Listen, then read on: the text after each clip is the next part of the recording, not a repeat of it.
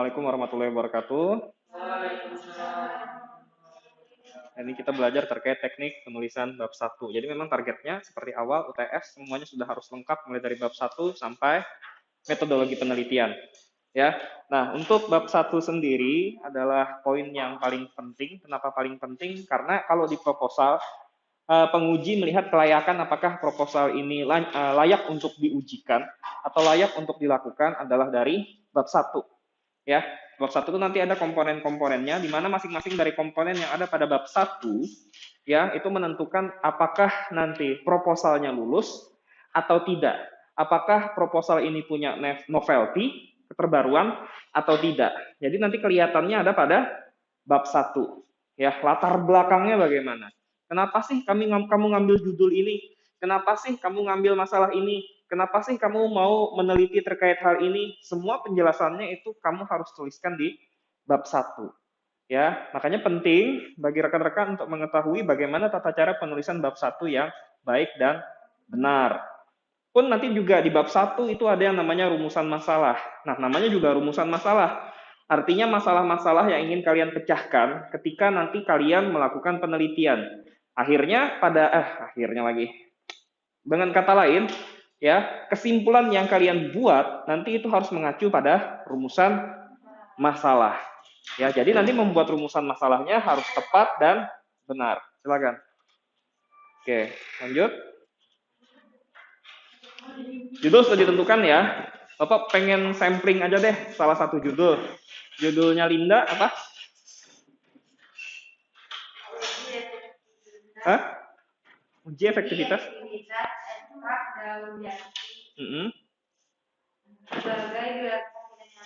Biolarvasida nyamuk.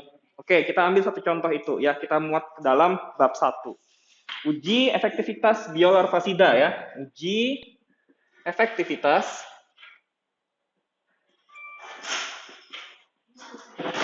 biolarvasida daun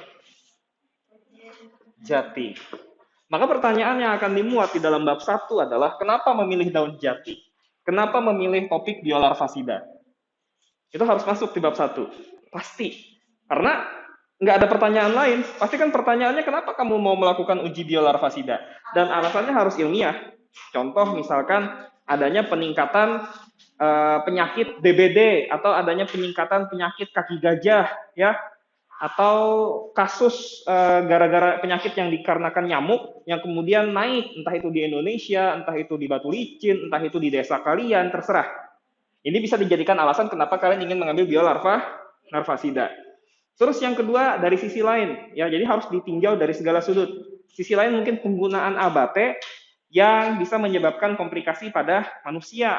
Misalkan kalian ketemu artikel atau jurnal, ya, artikel di jurnal yang kemudian mengatakan bahwa penggunaan abate itu ternyata bisa mengakibatkan resistensi terhadap larva nyamuk, ya, atau misalkan bisa mengakibatkan iritasi pada kulit manusia kalau terlalu banyak digunakan, atau misalkan bisa jadi limbah, ya, yang tidak, kalau limbah ya jelas ya tidak sehat ya bagi lingkungan misalkan. Nah, itu bisa kalian jadikan alasan juga kenapa mengambil biolarvasida. Jadi alasan itu banyak, tapi satu hal yang pasti semuanya harus memiliki data. Kalau misalkan kalian bicara terkait peningkatan adanya penyakit DBD, maka harus ada datanya. Silahkan cari di puskes, silahkan cari di dinas kesehatan. Ya, kalau kalian bilang bahwa limbah dari abate atau temefos itu kemudian bisa berbahaya bagi lingkungan, maka harus ada datanya, harus ada statementnya, kata siapa. Jangan sampai itu tidak ada datanya atau hanya kata saya atau kira-kira atau kemungkinan sepemikiran saya, itu nggak boleh. Semuanya harus by data. Ya. Kemudian yang kedua, daun jatinya, subjeknya. Kenapa memilih daun jati? Bukannya banyak yang lainnya, ada pare, ada daun singkong, ya. Ada daun Daun kelapa, ada daun sawit. Kenapa menggunakan daun jati? Linda bisa tanya, jawab. Belum. Nah, kali ini harus dibahas di bab 1. Mengapa kira-kira? Menggunakan beberapa pendekatan. Contoh misalkan pendekatan farmakologi, atau pendekatan fitokimia, atau pendekatan morfologi. Ya, kalau morfologi berarti pendekatan dari bentuk. Contoh, misalkan daun pepaya itu kan jari-jarinya gini ya. Terus ada daun lain yang juga mirip. Atau misalkan satu famili dengan daun pepaya. Daun pepaya itu efektif loh sebagai biolarvasida ya. Maka kemudian kita berasumsi jangan-jangan memiliki efek yang sama. Karena bentuknya mirip. Makanya namanya pendekatan morfologi. Yang kedua bisa juga dengan pendekatan tadi pendekatan masih morfologi ya, dari spesies, dari famili, boleh misalkan ada kerabat dekatnya pepaya, ya. Terus kalian berasumsi bahwa karena ini kerabat dekatnya pepaya, jangan-jangan dia memiliki efek yang sama. Bisa jadi, ya kan? Asumsi seperti itu boleh. Terus yang kedua, ya, bisa juga kalian melakukan pendekatan secara fitokimia. Kita tahu misalkan katekin yang ada dalam daun teh, ya, itu misalkan berkhasiat sebagai larvasida. Nah, tanaman ini juga mengandung katekin. Jangan-jangan efeknya sama, karena tanamannya beda, tapi senyawanya sama. Asumsi seperti itu boleh? Boleh. Itu namanya pendekatan fitokimia, pendekatan yang kita lihat dari bahan yang terkandung pada tanaman yang sebelumnya pernah diuji. Ya. Terus yang ketiga, tadi morfologi sudah, farmakologi. Ya, kita tidak tahu isinya apa. Tapi kita tahu bahwa tanaman tersebut berkhasiat sebagai larvasida. Paham? Ya. Kita tidak tahu nih isinya apa, kandungannya apa. Tapi kita tahu dia sifatnya sebagai larvasida. Kita pengen teliti isinya apa. Jangan-jangan sama dengan tanaman lain yang memiliki efek sebagai larvasida. Nah, jadi boleh pendekatan-pendekatan seperti itu. Ya, kalau mau dituliskan ya A, B, C, ini alasan. Ya, kita korelasikan alasan dengan alasan, boleh. A dengan A dengan B, A dengan C, boleh. Begitupun dengan B. Jadi pendekatan-pendekatan ini bisa dilakukan dari berbagai cara. Tapi tentunya ini harus ilmiah. Tapi pasti ilmiah. Kenapa? Toh kalian tahu kan data sebelumnya? Kalian bisa mengatakan daun pepaya ini mirip daun pepaya. Loh, emang ada apa dengan daun pepaya? Menurut penelitian, ada artikelnya, jurnalnya kemudian dapat divalidasi. Oh, daun pepaya ternyata dia mampu untuk menjadi biolarvasida alami. Ada datanya? Pasti nggak ada. Kalian nggak mungkin meramal-ramal, oh daun pepaya. Enggak, pasti kalian baca di suatu tempat. Ya kan, tinggal kalian cari literaturnya. Ya. Nah, jadi harus ya ini sebenarnya inti dari bab 1. Inti dari bab 1 itu adalah menegaskan kembali mengapa kalian memilih judul tersebut. Ya. Kita masuk babi ya. Oke, ya toh? Bab 1 ya. Ada yang sudah kebayang di sini untuk bikin bab 1? Belum ya? Bab 1 itu penting ya. Pertama yang harus dilakukan itu bab 1. Mencari masalah itu di bab 1. Mengapa kalian melakukan penelitian dengan judul ini? Itu letaknya ada di bab 1 ya. Oke, isi-isi dari bab 1 yang pertama adalah latar belakang. Yang kedua adalah rumusan masalah. Ketiga, tujuan penelitian. Kemudian manfaat penelitian. Masing-masing dari komponen ini penting. Ya. Tapi yang di antara yang penting-penting ini, dua yang harus kalian perhatikan. Pertama yang ini, latar belakang. Kedua yang rumusan masalah. Yang latar belakang tadi jelas karena memuat argumen kalian mengapa penting untuk meneliti judul yang kalian tentukan. Ya. Sedangkan untuk yang rumusan masalah, ini nanti akan menentukan kesimpulan apa yang akan kalian ambil. Contoh misalkan untuk uji efektivitas biolarvasida daun jati, maka rumusan masalahnya gampang. Ya, apakah daun jati memiliki efek ya? Efek biolarvasida misalkan.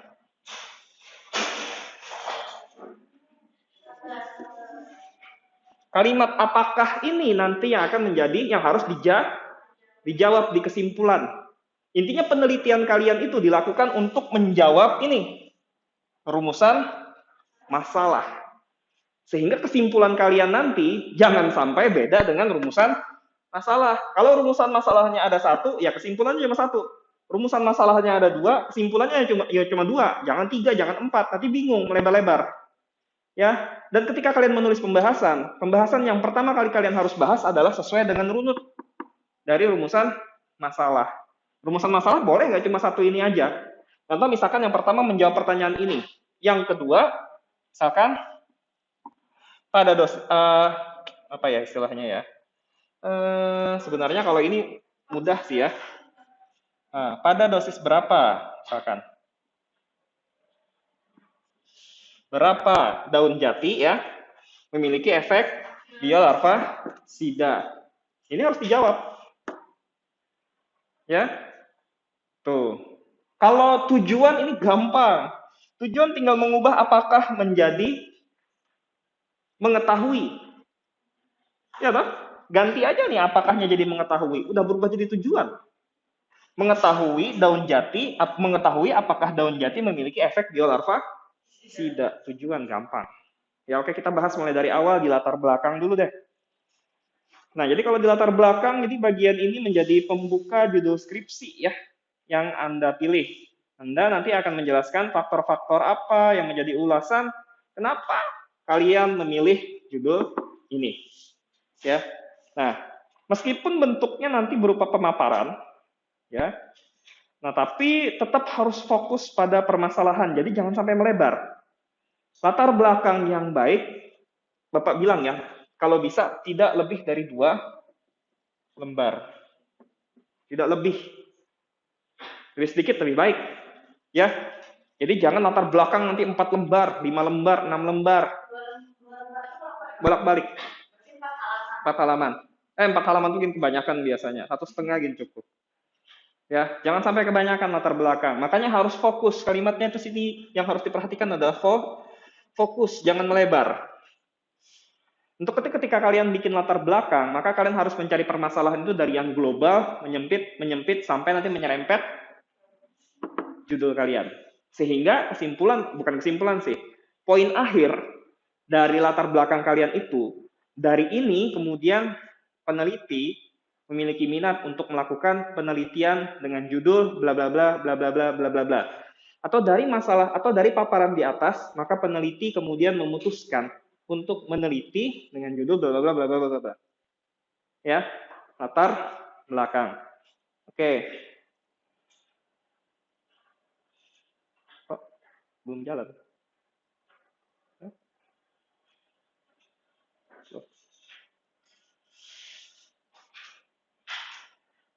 Oke. Nah, kita bahas satu-satu lagi ya.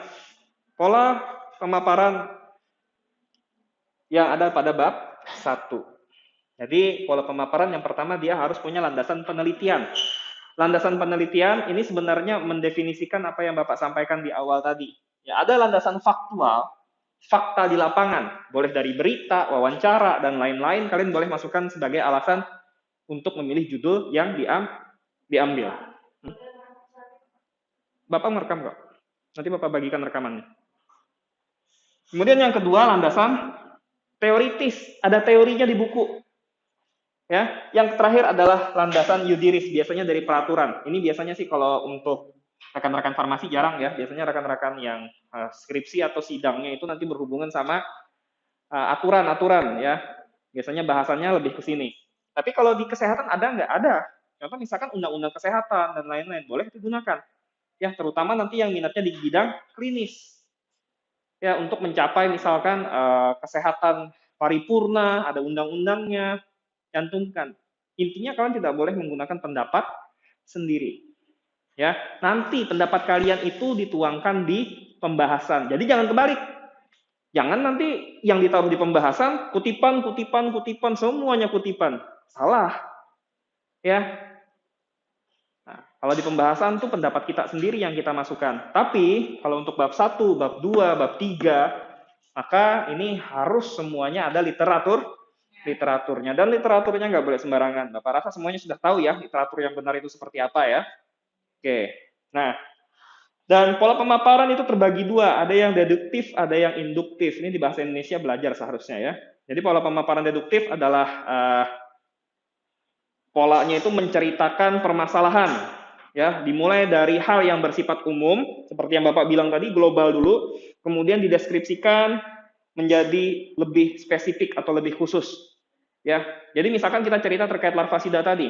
Nah, menurut WHO, negara Asia atau dunia misalkan mengalami kenaikan terkait kasus filariasis ya sebanyak 20% di tahun 2020 sampai 2021 atau 5 tahun terakhir. Nah, itu kita bicara dunia dulu. Kemudian lebih spesifik, di Asia sendiri menurut data WHO diketemukan kenaikan kasus sebesar sekian, yang mana menyumbang berapa persen dari kasus global. Di tanah bumbu, nah itu namanya dari luas, mengecil, menyempit, menyempit. Atau bicara kita pembukanya mulai dari tanamannya dulu. Indonesia memiliki keanekaragaman hayati, ini biasanya kalimat pamungkas ya di penelitian bahan alam. Ya, Indonesia memiliki garis hutan seluas bla bla bla bla bla bla. Nah, ini udah luas dulu, ya. Indonesia kemudian memiliki berbagai tanaman yang kemudian memiliki potensi sebagai larvasida. Nah, ini namanya dari luas spesifik, spesifik, spesifik. Intinya latar belakang meyakinkan pembaca bahwa judul kalian ini memang benar-benar penting atau benar-benar urgent. Kata kuncinya di situ. Oke? Nah, kalau yang induktif itu sebaliknya, ya, mengulas permasalahan dari hal yang khusus kemudian dikembangkan menjadi hal yang umum, tapi biasanya jarang ya. Biasanya kita lebih mudah menspesifikkan itu dari yang besar dulu menjadi yang lebih spesifik. Kalau yang spesifik dulu ke besar bisa sebenarnya, hanya saja nanti menyusun polanya rada-rada susah karena kalimat akhirnya dari data di atas peneliti memutuskan untuk meneliti dengan judul atau peneliti tertarik untuk membuat suatu penelitian dengan judul ya. Jadi kalau misalkan kita menggunakan sistem induktif itu rada-rada susah. Tapi boleh, silahkan. Ya. Oke. Sekarang kita bahas landasan faktual. Landasan faktual itu adalah kenyataan atau fakta-fakta atas objek penelitian yang akan dianalisis. Jadi kita bicara fakta, kita bicara berita, kita bicara wawancara, kita bicara kejadian ya, yang sifatnya kemudian bisa dijadikan data, bisa dijadikan alasan. Oke? Kemudian landasan teori adalah landasan yang berdasarkan teori atau pendapat dari para ahli. Boleh diambil ya. Teori dan pendapat ini akan menguatkan dasar penelitian yang nanti kalian lakukan. Kenapa harus dilakukan itu? Ya ini ya biasanya dikutip-kutip ya dari buku, dari artikel lain. Nah ya ini biasanya landasan teoritis. Biasanya mahasiswa ya itu kebanyakan fokusnya malah di sini. Padahal yang bagus itu adalah landasan faktual. Ya, contoh misalkan kayak Bapak larvasida, landasan faktual yang Bapak ambil pertama kali dengan datang ke Dinkes, minta data terkait kenaikan DBD. Ini bukan teori, ini fakta lapangan. Makanya namanya landasan faktual. Jadi Bapak mengawali paragraf pertama Bapak dengan menggunakan landasan faktual dulu. Baru kemudian diperkuat dengan landasan teoritis. Nah, ini bab 1. Ya. Oke, kemudian landasan yudiris ya. Nah, ini ya contohnya ya seperti undang-undang atau hukum ya. Dan kalau untuk eksperimental ya memang nggak terlalu terpakai yudiris, tapi kalau untuk yang komunitas, wah ini akan kepakai sendiri. Contoh misalkan kalian ingin mengukur tingkat pengetahuan TTK di toko obat atau apotik. Tentunya TTK punya kompetensi toh, dan itu diatur dalam undang-undang dan bukan undang-undang sih. Kita masih belum punya undang-undang ya. Permenkes ya. Nah, itu diatur dalam Permenkes. Boleh itu dijadikan landasan? Boleh. Boleh banget. Ya. Oke. Lanjut. Kalau ada pertanyaan langsung angkat tangan ya. Bapak ngejar waktu soalnya. Ya.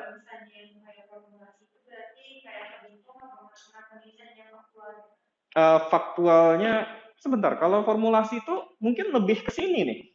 Mungkin lebih ke kira-kira kemana? Hah? Teori apa yudiris? Dua-duanya teori dan yudiris. Kalau yudirisnya di mana kira-kira?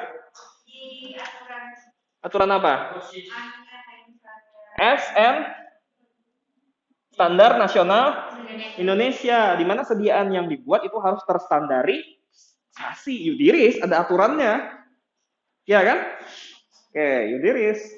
Kalau teoritis, ya ada teoritis. Misalkan kamu ingin membuat daun jati sebagai antibakteri, tapi dalam bentuk gel atau dalam bentuk tablet effervescent. Jadi begitu dimasukin, langsung nyebar. Ya, itu namanya Teoritis. Bisa digabung dengan landasan faktual. Bisa, bisa. Untuk memudahkan cara penggunaan. Pasti di sini. Mm-mm. Dua ini. Ini agak ketinggalan, soalnya formulasi. Ya, formulasi itu kan kita bikin suatu sediaan ya. Biasanya lebih fokusnya ke teoritis dan yudiris. Kalau di bab 1 mungkin lebih banyak teoritisnya. Mm-mm.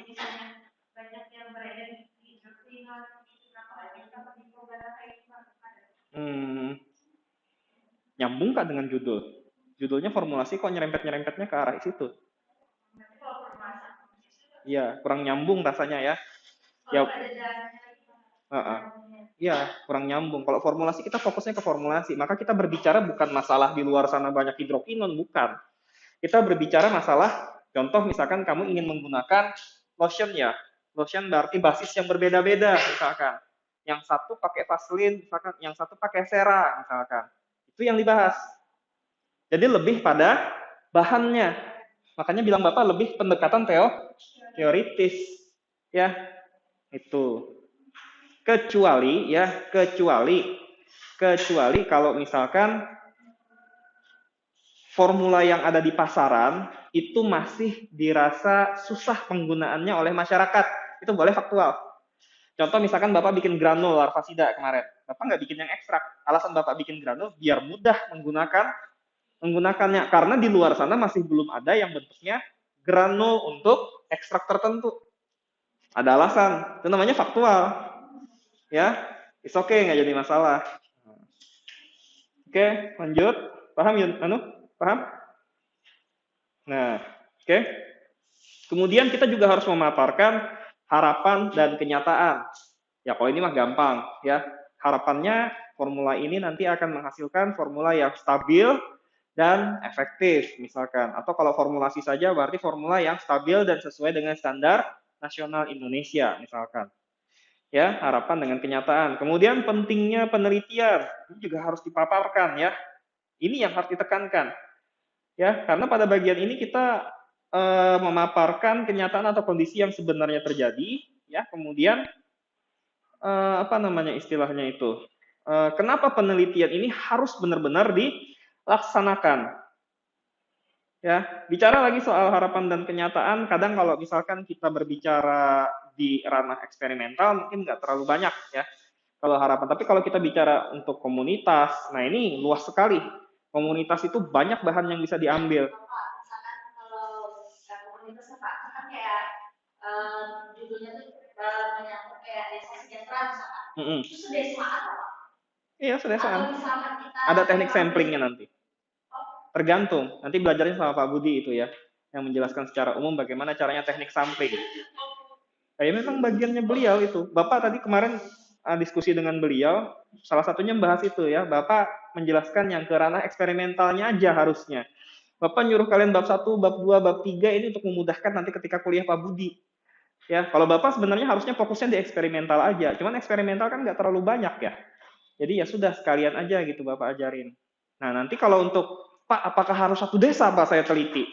Ya tergantung, nanti ada yang namanya teknik sampling. Teknik sampling itu nanti bergantung dari berapa banyak populasinya. Nggak mungkin misalkan ada 1 juta orang, terus kamu harus mengkasih kuesioner ke 1 juta orang. Itu namanya total sampling. Ya, nanti ada yang meringankan, misalkan random sampling, ya, atau purposive sampling, ya, yang tidak mengharuskan kita untuk mengambil semua data, tapi hanya mengambil beberapa data yang dianggap merepresentasikan dari seluruh populasi. Bisa nanti seperti itu. Tapi ada syarat-syaratnya. Contoh misalkan kalau di bawah 100 harus total sampling. Nggak boleh enggak. Ya, kalau di atas 100 baru boleh menggunakan yang lain. Kalau nggak salah ya. Coba nanti pas mata kuliahnya Pak Budi ditanya. Jadi sampling itu jangan takut. Contoh misalkan sampling pemilu aja. Quick count. Apakah seluruh masyarakat Indonesia? Bukan quick count ya. Apa namanya? Survei. Apakah seluruh masyarakat Indonesia disurvei? Enggak kan? Hanya dari 100.000 orang, hanya dari berapa puluh ribu orang, enggak sampai seluruh masyarakat Indonesia kan? Itu namanya teknik sampling ya. Tenang aja, sabar. Itu nanti bagiannya Pak Budi ya. Oke. Oke, harapan dan kenyataan. Jadi di harapan dan kenyataan kita memaparkan keinginan atau harapan ya yang diwujudkan melalui penelitian ini. Nah, harapan itu bentuk kondisi ideal yang seharusnya itu bisa kita wujudkan. Ini merupakan jawaban atas permasalahan yang menjadi objek penelitian atau dapat dikatakan menjadi jawaban dari rumusan masalah. Ya. Oke, pada bagian ini juga kamu perlu menjelaskan mengenai kenyataan ya atau kondisi yang sebenarnya terjadi. Jadi dipaparkan kira-kira yang terjadi di lapangan itu apa? Bagaimana? Ya. Kemudian kontradiksinya antara harapan dengan kenyataan itu seperti apa? Itu juga dipaparkan. Ini bagi yang komunitas nanti ya. Ya.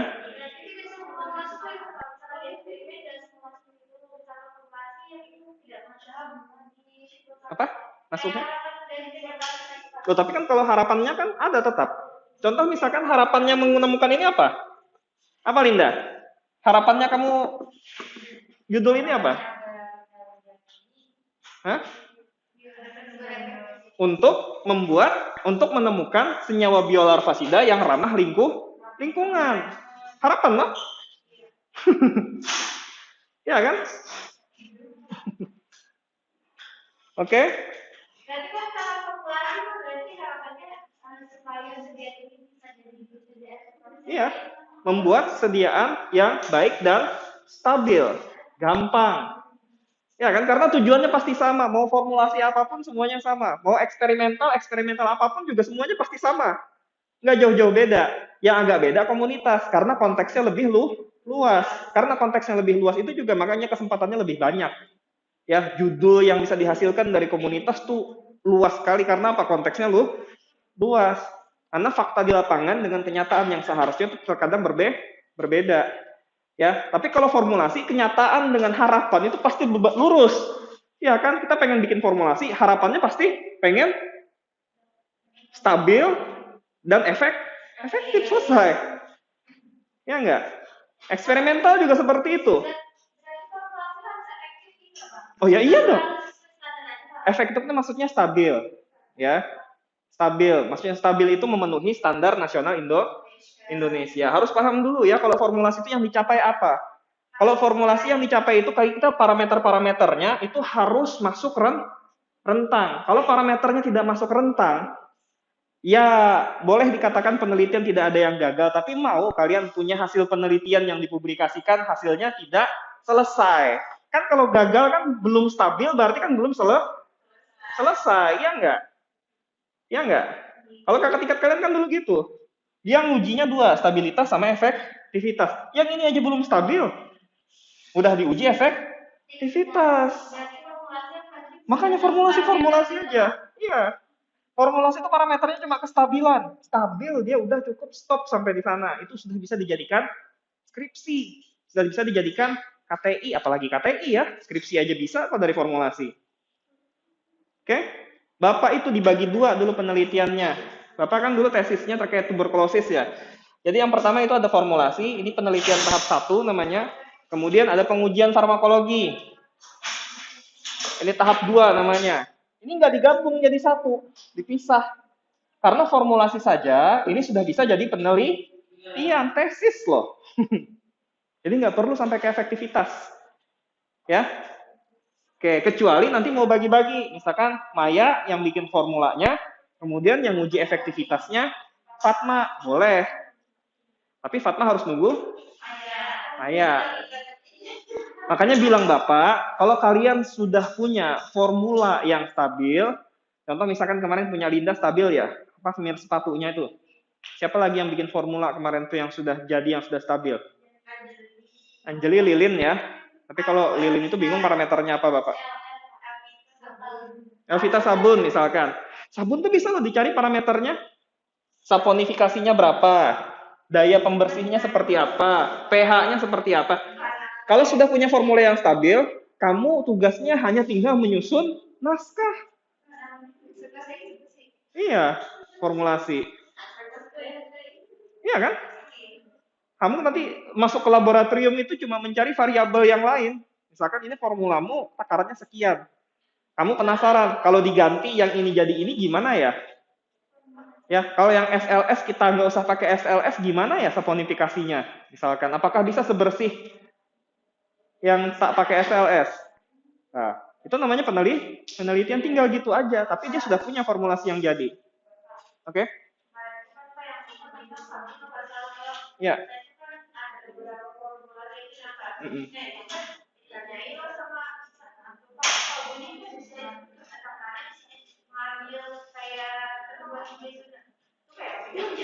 Ya ada di buku, ketentuannya memang ada. Iya, mengikuti artikel sebelumnya bisa, ya, atau mengikuti formulasi standar bisa, ya. Artinya ada pegangannya, ada istilahnya itu apa ya? Takaran bakunya, ya. Nah, oke, sip ya. Oke, lanjut. Kemudian solusi, ya tentunya kita harus memaparkan juga solusi yang ingin dikemukakan, ya. Jadi nggak boleh cuma masalah aja yang disampaikan, tapi solusinya nggak dikemukakan. Pada latar belakang, boleh kalian kemukakan solusi. Contoh misalkan dengan menggunakan bahan ini, menurut penelitian-penelitian sebelumnya, maka pH yang didapat menjadi lebih stabil. Ini solusi yang ditawarkan. Atau misalkan kayak Linda, daun jati merupakan limbah yang tidak digunakan oleh masyarakat. Dengan menjadikan daun jati ini sebagai komoditi untuk bahan biolarvasida, maka dapat memanfaatkan limbah yang tidak terpakai menjadi sesuatu yang bermanfaat. Solusi. Ya, yang komunitas ya sama, ada juga solusinya. Yang apalagi nggak dapat contoh nih ya, apa ya kalau komunitas ya. Meningkatkan awareness bisa mungkin ya. Karena kebanyakan memang deskriptif kalau yang komunitas, hanya nanti pembandingnya saja. Contoh misalkan ketidaksesuaian obat, Bapak bingung solusinya apa berarti ya, karena itu yudiris ya. Ya kita bahas itu nanti lah. Ya, itu komunitas. Komunitas ya yang ahli memang harus yang sering meneliti di komunitas ya. Jadi kalau kalian bicara sama Pak Denny itu biasanya cepat dapat jawabannya karena memang beliau itu dari awal skripsi sampai tesis ya bergelutnya di komunitas. Kalau Bapak yang bahan alam ya memang rada-rada susah memikir ke arah sana. Bukan berarti susah, susahnya itu bagi Bapak. Ya, susahnya itu bagi Bapak. Tapi kalau bagi dosen yang memang fokus research-nya ke arah sana ya gampang bagi beliau ya. Oke.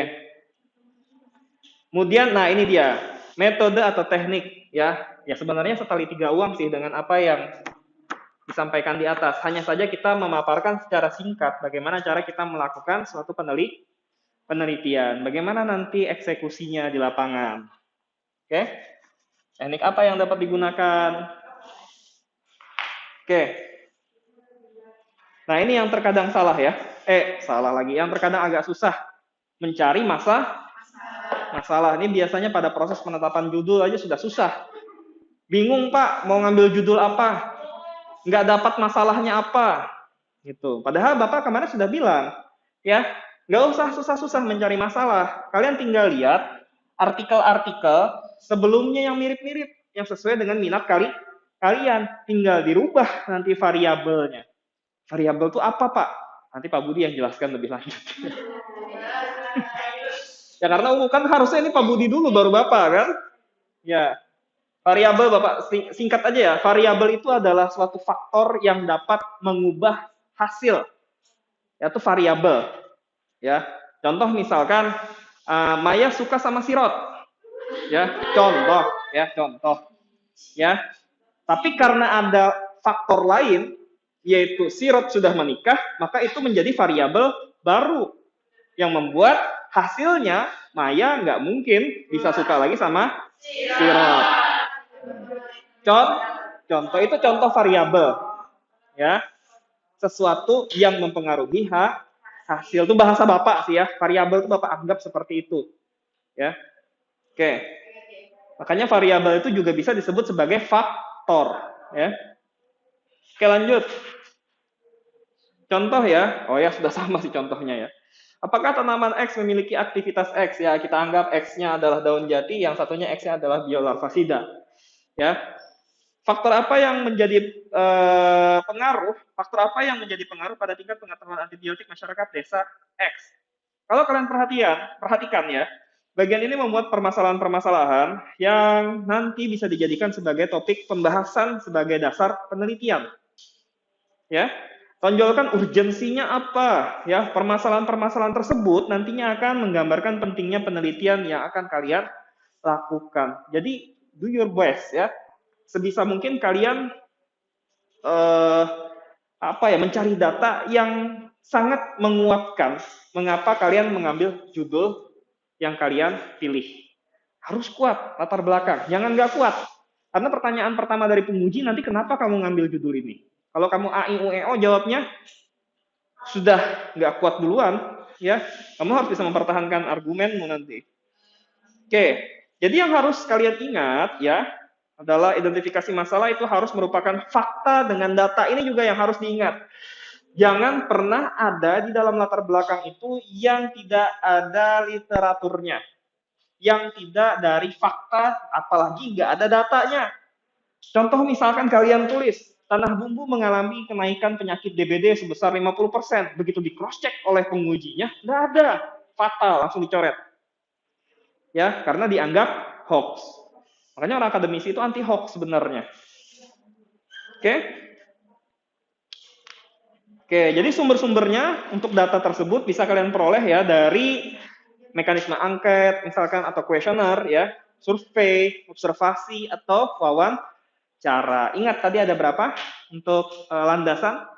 Landasan faktual, kemudian landasan empiris, kemudian landasan teoritis ya. Oke. Tuh, ulang. Nah, batasan masalah, ini yang penting juga ya. Harus spesifik, jangan melebar. Jadi cerita itu fokus pada judul penelitian. Ingat, intinya menguatkan judul, jangan ngalor ngidul, jangan bercerita ke kiri, ke kanan ya. Ini kalau di kelas ini yang Bapak perhatikan, yang sering ngomong aja biasanya, yang sering bicara ya, itu Linda sama Sirot. Ya. Atau kalau misalkan dia lagi bahas sesuatu tuh melebarnya ke kiri ke kanan tuh. Ya. Nah, itu iya katanya yang di belakang tuh. Itu melebarnya ke kiri ke kanan tuh. Yang dibahas apa, melebarnya kemana gitu. Ya. Nah, nanti ketika merah mukanya. Nanti ketika menulis itu jangan sampai melebar, fokus ya. Makanya kalau bisa kalian bikin kerangka menulis. Ya, misalkan paragraf 1. Paragraf 1 nanti topiknya apa? Ya, kalian centang sudah. Topiknya misalkan global, kasus global, case global ya. Case global, maka nanti ini dulu alinea pertama. Alinea kedua misalkan kalian tulis lagi turun. Ya, case Asia. Misalkan di Asia kan lebih spesifik ya. Kalian tulis sehingga nanti kalian sudah dapat kerangka menulis ini, kalian tinggal mencari data. Jadi tulis dulu kerangkanya. Ya, istilahnya tuh kalau mau rakit motor tuh harus ada kerangkanya dulu, yang lain tinggal pasang. Nah, ini kerangkanya kalian sudah punya, Pak. Paragraf 1 mau bicara tentang apa? Paragraf 2 mau bicara tentang apa? Paragraf 1 apa-apa aja datanya. Tinggal kalian cari. Ya, artinya kalau misalkan kita berbicara seperti case global, pola pikir kita kan berarti cari data dari WHO. Asia, misalkan ya ASEAN government. ASEAN.gov misalkan. Berita-berita ini yang kita cari, atau misalkan CNN. CNN jangan ya, berita ini itu, bukan punya government soalnya. No. Maksudnya bukan punya government, tapi berita sekarang agak susah ya untuk dipercayai. Yang bisa dipercaya itu sekarang cuma artikel-artikel yang melalui proses review, itu aja. Ya, kalau di Indonesia, data Indonesia itu biasanya ada di Riskesdas. Ya, Riskesdas namanya. Nah, boleh diambil dari sana ya. Oke.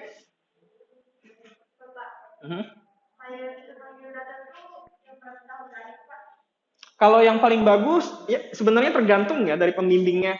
Yang paling bagus itu sebenarnya, ya kalau Bapak sih toleransinya 10 tahun terakhir. Tapi kalau yang lebih bagus lagi, itu adalah 5 tahun terakhir. Tapi kalau Bapak disuruh bikin presentasi, ya datanya tidak boleh kurang dari 2 tahun terakhir. Ya, dan data ini pun ada lagi kategorinya. misalkan STI-nya, ini ranking dari jurnal ya, STI-nya harus top 20%. Nah, Bapak sekarang kalau di S3, itu kalau Bapak mengambil data untuk PPT, itu STI-nya harus di atas top 20% jurnalnya. Ada nanti, tapi itu di mana ya ngajarnya kalian itu ya? Harusnya metodologi penelitian sih, Pak Budi. Karena itu umum, ya. Ada lagi yang namanya terakhir adalah impact factor, ya. Jadi seberapa besar faktor atau impact dari artikel yang dipublish pada jurnal tersebut untuk dunia penelitian atau yang lain-lain. Ya, kalau kami di sekarang ini kami bikin itu tidak boleh kurang dari 3. Tinggi sekali. Ya, jadi susah carinya. Kalau kita klik di Google Cendekia udah nggak bisa main lagi. Kami mainnya di Elsevier atau ResearchGate ya. Jadi kalau kami ketik itu dari 2000 artikel, kami centang, kami sortir yang seperti ini, itu bisa tinggal 2 artikel aja. Iya, kecil memang. Nah, ini levelnya kami. Artinya kalau tadi Anjali bertanya, bagusnya seperti apa, Pak? Jawabannya adalah yang paling terbaru adalah yang paling bagus. Ya, kecuali untuk definisi-definisi. Soalnya definisi itu biasanya nggak ada lagi diperbaharui. Ya, definisinya muncul misalkan 1989. Setelah itu nggak ada lagi definisi baru, ya udah nggak apa-apa. Tapi kalau data terbarukan, ya, contoh misalkan kasus dan lain itu kan setiap tahun berubah. Ya nggak? Ya tentunya harus yang terbaru. Oke? Komunitasnya kayak misalkan baca sebagai terapi. Untuk yang terkena penyakit yang penting harus terukur. Kalau kita bicara ilmiah, itu berarti kita berbicara tentang terukur. Bisa diukur nggak? Bisa diukur. Terus yang kemudian nanti kita akan bahas yang di bab 2, ya. Oke, kalau misalkan bisa diukur dan lain-lain parameternya ini. Bab satunya landasan yudirisnya, landasan teoritisnya apa? Landasan faktualnya ada. Yang penting bisa masuk itu, nggak jadi masalah. Penelitian itu bebas ya. Kalian mau meneliti sesuatu yang mustahil atau sesuatu yang belum pernah dicoba sebelumnya, itu spiritnya di sana. Hanya saja ingat, namanya juga penelitian ilmiah. Maka kalian harus bisa memenuhi kaidah landasan tadi. Ya. Kalau landasannya hanya menurut saya, maka tidak bisa diterima. Menurut ustadz saya, itu tidak bisa diterima. Menurut nenek saya, nggak bisa diterima.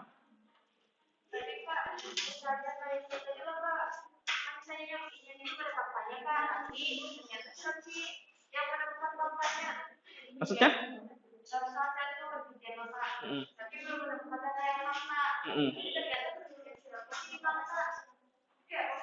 Ya, fakta itu berarti harus terukur.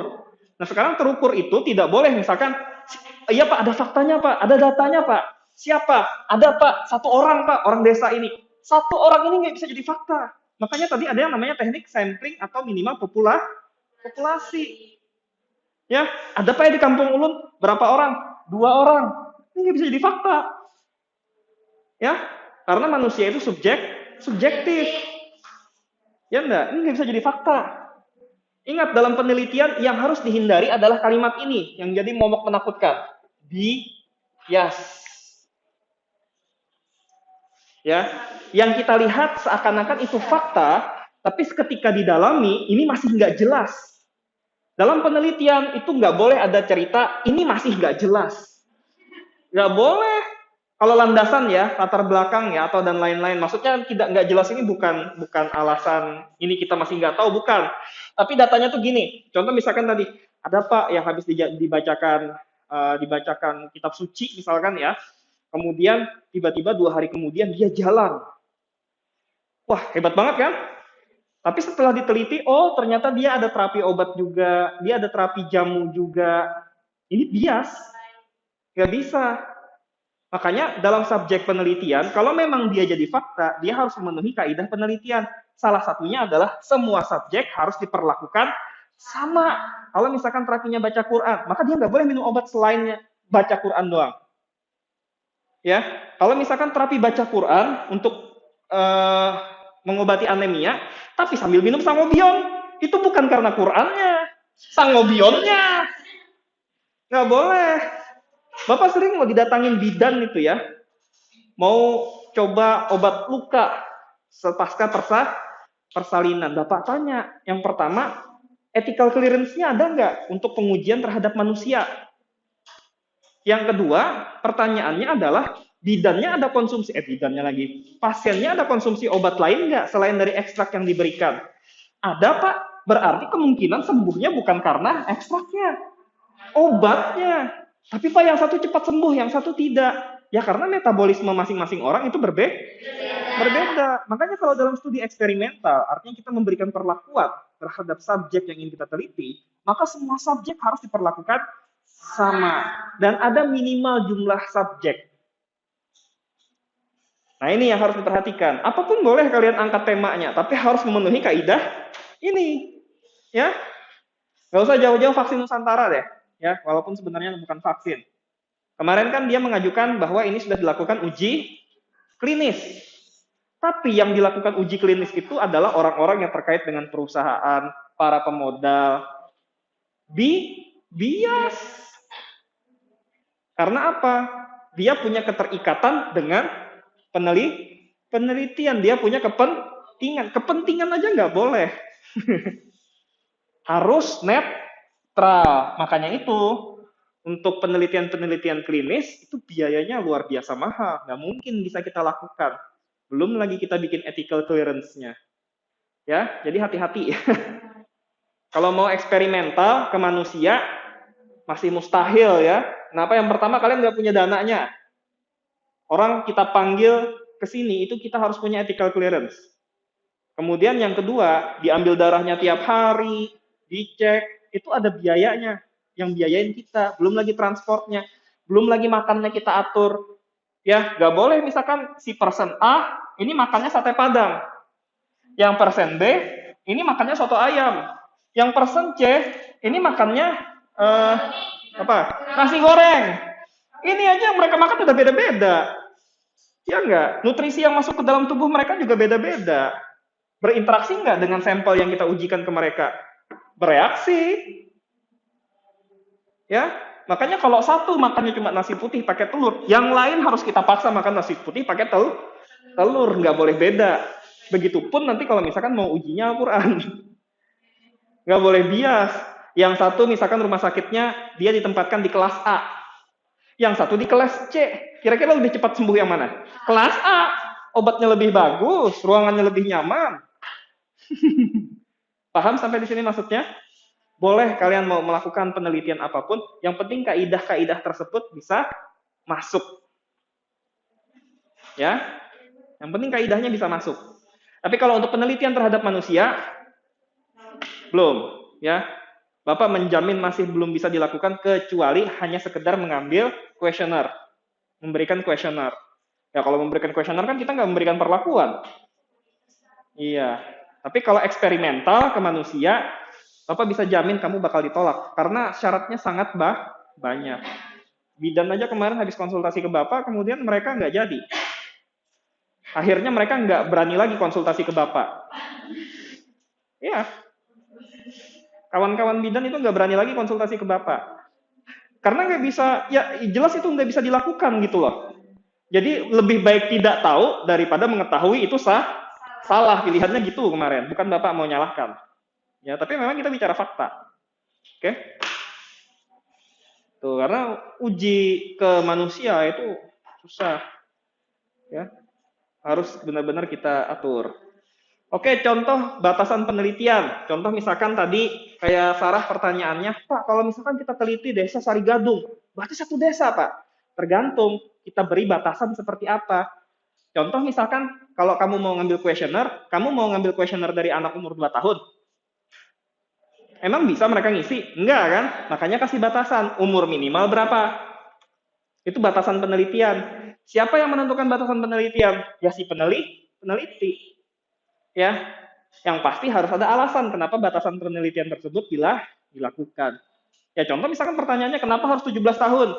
Ini Pak ada artikel yang menyatakan bahwa manusia yang umurnya udah 17 tahun itu sudah bisa memiliki kemampuan untuk menentukan pilihan, ya. Makanya kan 17 tahun dianggap dewasa. Ada literaturnya itu yang dijadikan alasan. Kata siapa? Kata ini Pak yang ngomong, ahlinya. Nggak boleh kata saya. Kalau menurut saya Pak 17 tahun itu sudah balik dan berakal. Nggak boleh. Ya, harus ada yang mendasari statement tersebut. Jadi ingat, ketika kalian nanti melakukan penelitian, terutama yang komunitas, harus jelas batasan penelitiannya sampai mana. Mau melakukan penelitian berapa bulan? Apa saja yang diteliti, skopnya itu harus jelas. Kasih batasan. Kalau nggak dikasih batasan, melebar nanti. Ya, kelabakan kalian. Makanya nanti ada yang namanya eksklusi sama inklusi. Sekali lagi, Pak Budi ya, yang akan bahas itu. Dan juga kalau kalkulasi nanti batasannya dari standar itu. Standar itu, ya. Pokoknya harus mencapai standar batasan penelitian. Dan hanya meneliti terkait stabilitas. Itu batasan. Jangan melebar sampai menguji kemana-mana. Iya, itu batasan namanya. Iya, jadi stabil, parameter-parameternya kamu record semuanya, kamu presentasikan, sudah selesai. Yang penting sediaanmu ya. Tapi itu ujian standar itu adalah kayak misalkan kayak kadaluarsa. Nah, itu tergantung batasan penelitian tadi. Kalau kadaluarsa kan memang perlu alat khusus ya. Kalau memang bisa dengan cara pengujian kadaluarsa dipercepat, biasanya ada disimpan di suhu 36 derajat kalau nggak salah ya, selama 1 bulan untuk 1 bulan atau 1 minggu, Bapak lupa ya. Coba nanti baca-baca lagi. Selama itu untuk merepresentasikan keadaan selama 1 tahun, itu namanya keadaan dipercepat. Ya silahkan, kalau ada alatnya. Nanti kalian kalau ke industri lihat itu ya, ada kondisi sediaan itu dimasukkan ke oven dia, suhunya tertentu, ya biasanya 36 sampai 40 derajat Celcius, disimpan selama beberapa bulan, baru dilihat kembali hasilnya seperti apa, merepresentasikan untuk jangka waktu 2 tahun, karena kalau di industri nggak mungkin dong kita simpan selama 2 tahun nggak boleh dijual, ya makanya ada yang namanya uji, Bapak lupa uji kadaluarsa dipercepat atau apa gitu ya, ada namanya, pokoknya intinya ujungnya dipercepat gitu. Jadi biasanya mereka punya 2 sampel, satu sampel pertinggal yang memang dibiarkan selama 2 tahun, yang satu adalah yang dipercepat. Ya, di industri seperti itu. Oke, sekarang rumusan masalah. Tadi sudah Bapak jelaskan ya. Yang ini juga sangat penting ya, karena rumusan masalah ini memaparkan secara jelas dan tegas permasalahan yang akan dianalisis dalam penelitian. Ingat, kata kuncinya di sini. Akan dianalisis ya. Nah, jadi kalian perhatikan sini semuanya ada kalimat apakah di depannya. Dan yang memang kalimat apakah ini yang harus kalian jawab nanti ketika kalian melakukan penelitian. Jadi kalian itu tidak melakukan apa yang tidak disebutkan pada rumusan masalah. Jadi harus diingat. Ingat, kalian jangan melakukan apa yang tidak kalian tuliskan di rumusan masalah. Karena meskipun ada datanya, kalian mau tahu di mana di kesimpulan. Sedangkan kesimpulan itu harus merupakan jawaban dari rumusan masalah. Jadi kalau tidak tertulis di rumusan masalah, nggak usah deh cari-cari kerjaan. Ya, oke? Itu ya, perlu diingat. Nanti kalian bikin ini tugas selanjutnya ya, pengembangan dari judul yang kalian tentukan hari ini. Bapak akan pegang judulnya. Kalau ada perubahan judul, nanti bilang ke Bapak. Oke. Nah, rumusan masalah itu bentuknya adalah kalimat pertanyaan ya, yang nanti akan menggambarkan secara jelas hal apa yang menjadi permasalahan di dalam penelitian. Nah, ini ya contohnya gampang ya, pakai apakah, udah selesai. Intinya yang ingin kalian cari pada penelitian kalian itu sebenarnya apa sih? Tuliskan di sini. Ya, biasanya 2, 3 biasanya ya, nggak ada yang sampai 4, 5 tuh nggak ada. Kebanyakan, 1 aja biasanya udah mumet, apalagi ya gitu. Oke. Sekarang tujuan. Ya, kalau tujuan mah gampang ya. Tujuannya tinggal diganti depannya. Ya, tujuannya kan untuk menjawab pertanyaan di rumusan masalah. Ya sudah, kalimatnya diganti untuk mengetahui apa yang kalian tulis di rumusan masalah. Boleh nggak, Pak? Tulisannya nggak tepat seperti ini, Pak. Pakai kalimat lain. Boleh. Yang penting maksudnya sama. Meskipun ini biasanya ada perbedaan pendapat di antara pembimbing. Ya, ada yang biasanya mereka maunya ya saklek seperti ini, tapi ada juga yang biasanya kayak artikel di luar negeri, ya kalimatnya beda, tapi maksudnya sama. Ya, tidak melulu harus untuk mengetahui. Gitu. Next. Manfaat penelitian. Ya, kalau manfaat penelitian ini biasanya cuma ya mau dibilang penting ya, karena merupakan apa ya, boleh dibilang spiritnya kenapa kita melakukan penelitian ini. Tapi ini mudah kok ya. Ini kalian mau mengarang juga boleh ya. Terserah nanti alasannya apa. Biasanya yang paling umum sebagai referensi ilmiah, sebagai bahan kajian, sebagai masukan bagi pihak tertentu, sebagai bahan evaluasi dan lain-lain. Ya, ini mah gampang. Oke, intinya kalian harus bisa menuliskan. Biasanya sih ada 2 jenis manfaat ya. Yang pertama itu seperti referensi. Yang kedua biasanya untuk menyempurnakan pembahasan. Ya, pada intinya hampir sama-sama lah dengan yang ada di slide. Di aman ya. Oke, next. Oke, habis. Ada pertanyaan sampai di sini? Kalau yang penelitian eksperimen kan misalkan kita tahu kayak dari itu seperti ini. Relaksasi dan terus kita mau coba yang pertama itu masuk ke yang morfologi. Itu morfologi atau fitokimia juga dapat. Ya, makanya kita harus punya datanya dulu. Ya, kalau untuk yang seperti itu misalkan kayak Anjali ya, Anjali misalkan ini ada pohon, daunnya udah diteliti nih, ya, daunnya udah diteliti. Yang belum diteliti adalah buahnya misalkan, atau akarnya misalkan. Ini yang sekarang lagi ngetren nih akar ya. Kalau di Taiwan itu sekarang lagi akar-akaran yang banyak diteliti. Bahkan jamur yang nempel di akar diteliti. Karena ternyata mereka punya apa ya? Suatu karakteristik senyawa yang bisa meningkatkan kesehatan manusia ya. Boleh, ya kalian ambil ini boleh. Ini namanya pendekatan apa? Jangan-jangan di sini misalkan kalian ketahui ada yang namanya senyawa fenolik ya. Fenolik misalkan. Jangan-jangan di buahnya juga kandungan fenoliknya besar.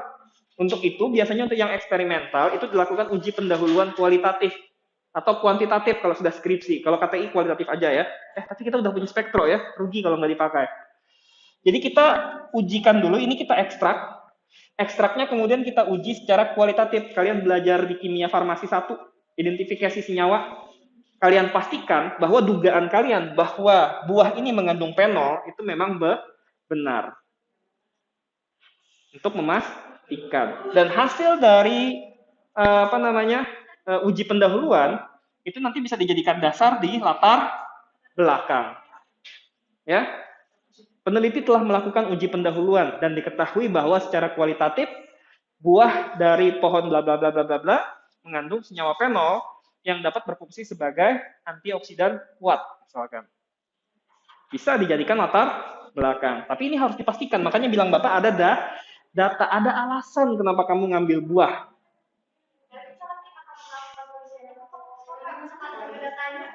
Apa? Boleh?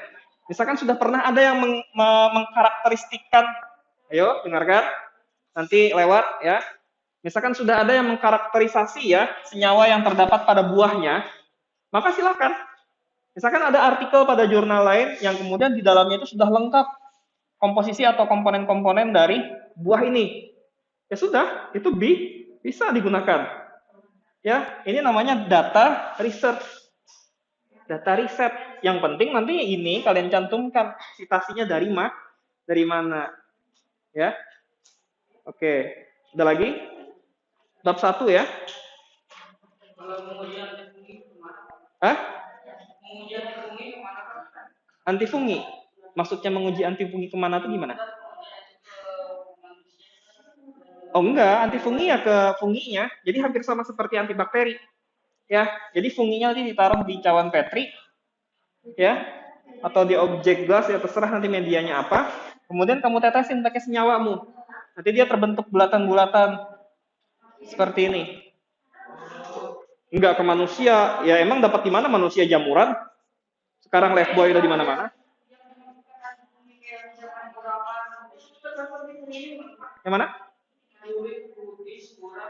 Iya, itu antifungi. Tapi kan jamurnya spesifik. Panu itu jamurnya kan ada namanya. Diambil, diisolasi, kemudian dikulturkan di sini. Enggak di manusianya kamu tetesin.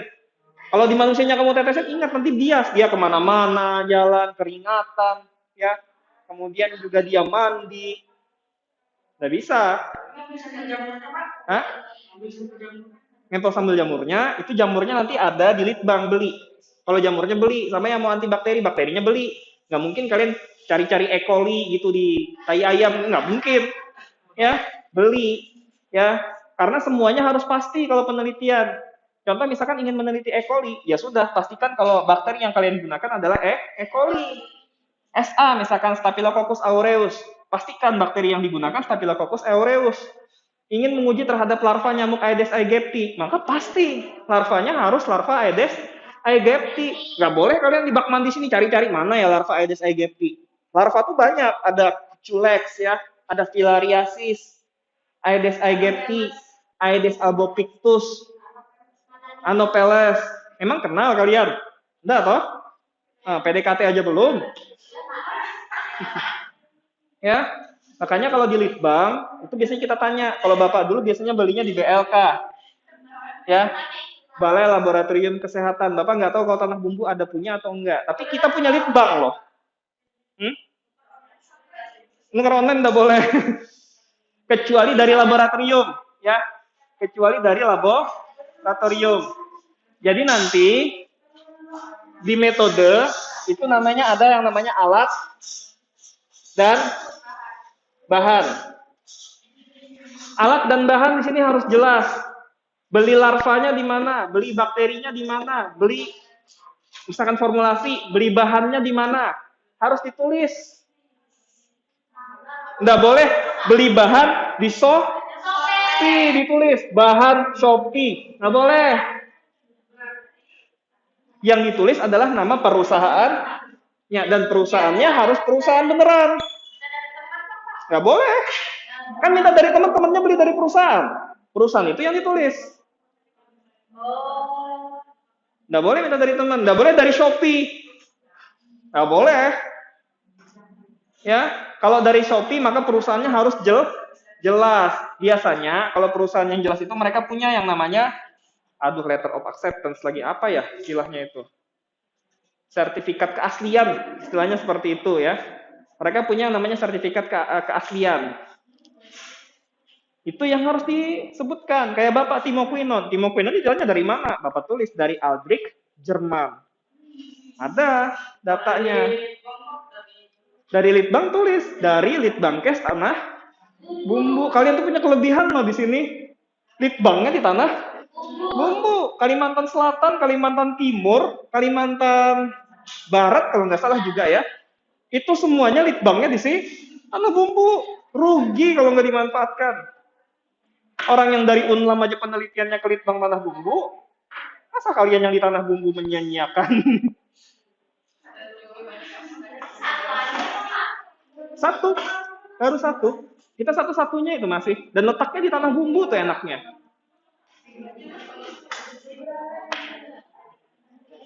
Oke, ada lagi yang ingin tanyakan sebelum kita akhiri?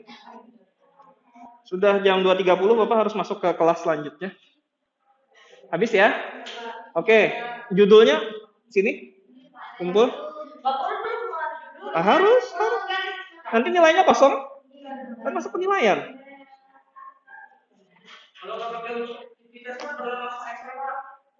Maksudnya? Sebagai? Nah, itu kan uji efektivitas sebagai antifungi. Iya dong. Harus dijelaskan. Habis? Oke, kalau habis Bapak tutup ya. Assalamualaikum warahmatullahi wabarakatuh. Silahkan, diingat ya tugasnya ya. Bikin bab 1. Pertemuan selanjutnya kita bahas bab 1 dan masuk poin penilaian. Oke? Iya dong. Hah? Bab 1 semua. Iya. Yap. Ya.